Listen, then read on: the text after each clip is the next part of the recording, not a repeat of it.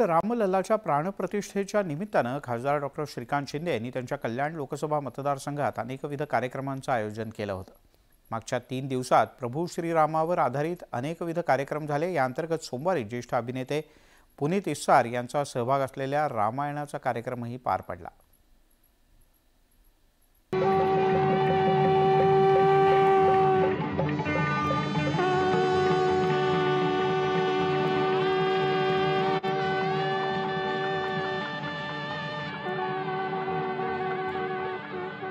अयोध्येतील राम मंदिरात 22 जानेवारीला रामलल्लाच्या मूर्तीची प्राणप्रतिष्ठा झाली। या सोहळ्याच्या निमित्तानं गेल्या 3 दिवसांपासून कल्याणमध्ये वेगवेगळे कार्यक्रम पार पडले।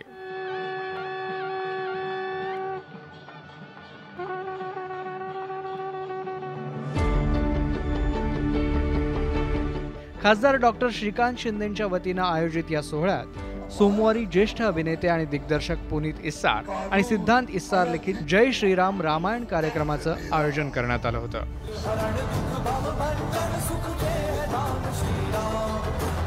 त्यात प्रभू श्रीरामांच्या जीवनावर महानाट्य सादर करण्यात आलं।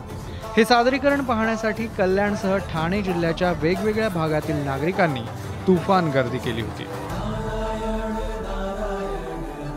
ये अयोध्या नगरी में परिवर्तित थी और जितने राम भक्त थे उन्होंने राममय होकर तो महाआरती में भाग लिया। आपने देखा कितने हजारों लोग वो दिए जला के और भगवान राम की आरती कर रहे थे।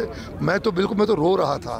जय श्री राम। पूर्ण वातावरण जे आहे ते राममय या ठिकाणी झालेलं आहे। सगळे लोक जे आहेत हे रामाच्या भक्तीमध्ये जे आहेत ते तल्लीन झालेले आहेत। हे कल्याण काय महाराष्ट्र काय पूर्ण देश आणि देशाच्या बाहेर देखील लोक जे आहेत ते आजच्या दिवशी सकाळी जे दृश्य आपण पाहिलं ते विलोभनीय दृश्य जे आहे हे प्रभू श्रीरामांचं आगमन जे आहे 500 वर्षानंतर अयोध्येमध्ये एका भव्य दिव्य मंदिरामध्ये झालं। या महानाट्यानंतर खासदार श्रीकांत शिंदेंच्या उपस्थितीत महाआरती झाली। या प्रसंगी अयोध्येत बाबरी पाडणाऱ्या कारसेवकांचा सत्कारही करण्यात आला। मंदिराची प्रतिकृतीची मिरवणूक असेल, श्रीरामाच्या याच्यावरती काही संध्या असतील, गाण्यांचा कार्यक्रम असेल, भरपूर प्रोग्राम ते आयोजित करत आहेत आणि खऱ्या अर्थाने ते खासदार श्रीकांत शिंदे साहेब हे रामाचे जे स्थापनेचा आनंद आहे तो घेत आहेत। कल्याणच्या चक्की नाका परिसरातील याच मैदानात 90 फूट उंच अयोध्येतील राम मंदिराची प्रतिकृती साकारण्यात आली आहे। ती पाहण्यासाठी नागरिकांनी मोठ्या प्रमाणात गर्दी केली। गेल्या 3 दिवसांपासून कल्याण लोकसभा मतदारसंघात सुरू असलेल्या या कार्यक्रमांमध्ये झालेली गर्दी ही आतापर्यंत सगळ्या कार्यक्रमांचा विक्रम मोडणारी ठरली आहे। त्याचप्रमाणे डोंबिवलीत झालेला दीपोत्सवाचा विश्वविक्रम देखील या कार्यक्रमांमधील आकर्षणाचा विषय ठरलाय। त्यानंतर सोमवारी कल्याणच्या ऐतिहासिक दुर्गाडी किल्ल्यावर शिवसेना शहर शाखा आणि श्रीकांत शिंदेंच्या माध्यमातून 5000 दिवे लावून दीपोत्सव साजरा करण्यात आला। या दीपोत्सवामुळे ऐतिहासिक दुर्गाडी किल्ला उजळून निघाला होता। बाळासाहेबांच्या स्वप्नाची पूर्ती नरेंद्र मोदींनी केल्याचा पुनरुच्चारही खासदार श्रीकांत शिंदेंनी केला। सगळे लोक जे आहेत एका वेगळ्या उत्साहामध्ये आनंदामध्ये जी अनेक वर्ष ज्याचे स्वप्न लोकांनी पाहिलं ते स्वप्नपूर्ती जी आहे ती आज त्या ठिकाणी होताना आम्ही पाहिली। आणि बाळासाहेबांचं देखील स्वप्न होतं की अयोध्येमध्ये प्रभू श्रीरामांचं मंदिर झालं पाहिजे। ते स्वप्नपूर्तीचं काम जे आहे या देशाचे यशस्वी प्रधानमंत्री नरेंद्र मोदी साहेबांनी त्या ठिकाणी केलं।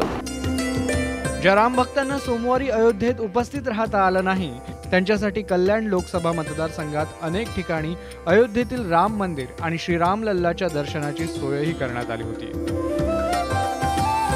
कल्याण लोकसभा मतदारसंघात पहिल्यांदाच अशा स्वरूपाचे कार्यक्रम पार पडले।